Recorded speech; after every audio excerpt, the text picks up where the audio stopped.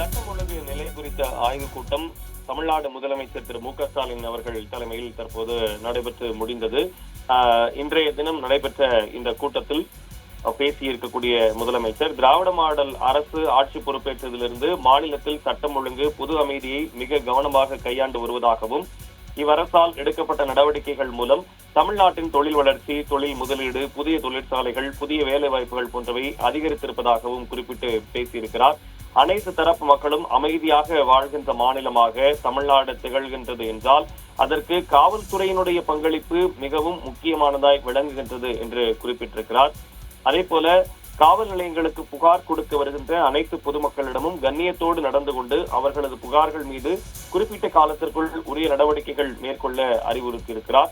கஞ்சா, கள்ளச்சாராய வழக்குகளில் கைது செய்யப்படும் குற்றவாளிகளுக்கு விரைந்து தண்டனை பெற்றுத்தர தகுந்த நடவடிக்கைகளை மேற்கொள்ள வேண்டும் என்றும், போதைப் பொருள் நடமாட்டத்தை கட்டுப்படுத்தவும் தீவிர நடவடிக்கைகள் மேற்கொள்ளப்பட வேண்டும் என்றும் அறிவுறுத்தியிருக்கிறார். சட்டம் ஒழுங்கு தொடர்பான முக்கிய பிரச்சனைகள் ஏற்படும் போது தொடர்புடைய காவல்துறை உயர் அலுவலர்கள் உடனடியாக ஊடகங்களை சந்தித்து அந்த பிரச்சனை குறித்து தெளிவாக விளக்கம் அளித்து வதந்திகள் பரவுவதை தடுத்திடவும், காவல்துறையின் மீதான நம்பிக்கையை நிலைநிறுத்தவும் அது உதவும் என்றும் சுட்டிக்காட்டியிருக்கிறார்.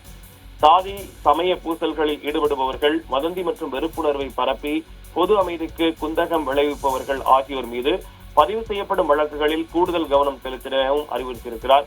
அதே போல பொது இடங்களில் சிசிடிவி கேமராக்கள் பொருத்துவது, குற்றத்தடுப்பு நடவடிக்கைகளில் சமுதாயத்தின் பங்களிப்பை ஊக்குவிப்பது போன்ற நடவடிக்கைகளை மேற்கொண்டு குற்றச் செயல்கள் நடக்காமல் தடுப்பதற்கான நடவடிக்கைகளை எடுக்க வேண்டும் என்றும், காவல்துறையினர் முழுமையாக செயல்பட சுதந்திரம் அளிக்கப்பட்டுள்ள நிலையில் காவல்துறையினர் சட்டம் ஒழுங்கை பேணி பாதுகாத்து நீதியை நிலைநாட்ட வேண்டும் என்றும் முதலமைச்சர் இந்த கூட்டத்தில் அறிவுறுத்தியிருக்கிறார். அது மட்டுமல்லாமல் குற்றங்கள் நடக்காமல் தடுக்கப்பட வேண்டும். மீறி நடந்தால் அதில் ஈடுபட்டவர் ரவுடி ஆனாலும், அரசியல் பின்புலம் கொண்டவர் ஆனாலும், காவலரே ஆனாலும் அதற்கான தண்டனையை விரைவில் பெற்று தந்து நீதி நிலைநாட்டப்படும் ஆட்சியாகத்தான் திராவிட மாடல் அரசு திகழ்ந்து வருகிறது என்று குறிப்பிட்டிருக்கிறார்.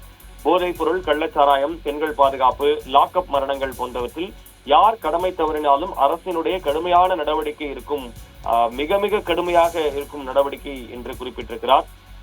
இந்த சட்டம் ஒழுங்கு கூட்டத்தில் அவர் அறிவுறுத்திருக்கக்கூடிய விஷயங்கள் தொடர்பாக அறிக்கையும் வெளியாகி இருக்கிறது. அதே போல முதலமைச்சர் தன்னுடைய எக்ஸ் தள பக்கத்திலும் பதிவிட்டிருக்கிறார்.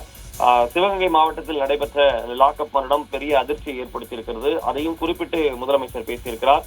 லாக்அப் மரணங்கள் போன்றவற்றில் யார் கடமை தவறினாலும் அரசினுடைய நடவடிக்கை மிக மிக கடுமையாக இருக்கும் என்று அவர் இந்த கூட்டத்தில் தெரிவித்திருக்கிறார். எனவே சிவகங்கை மாவட்டத்தில் நடந்த அஜித்குமார் கொல்லப்பட்ட விவகாரம் மிகவும் தீவிரமாக எடுத்துக் கொள்ளப்பட்டு அதற்கான விசாரணை நடத்தப்பட்டு முடிவு தெரிவிக்கப்படும் என்று எதிர்பார்க்கப்படுகிறது.